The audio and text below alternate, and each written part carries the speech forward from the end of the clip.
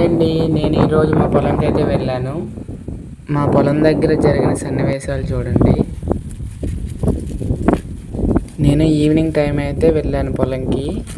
చూడండి సూర్యాస్తమయం ఎంత బాగుందో. పొలం దగ్గర చెట్టుకి గెలొచ్చింది, అరటి చెట్టుకి. చిన్న పైనాపిల్ అయింది, చిన్న పైనాపిల్.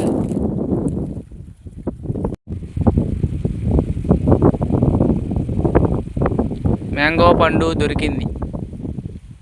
ఇది మా బావి. ఇది మా పెద్దనాన్న వాళ్ళ మిర్చి తోట. ఇదేంటో చెప్పుకోండి చూద్దాం.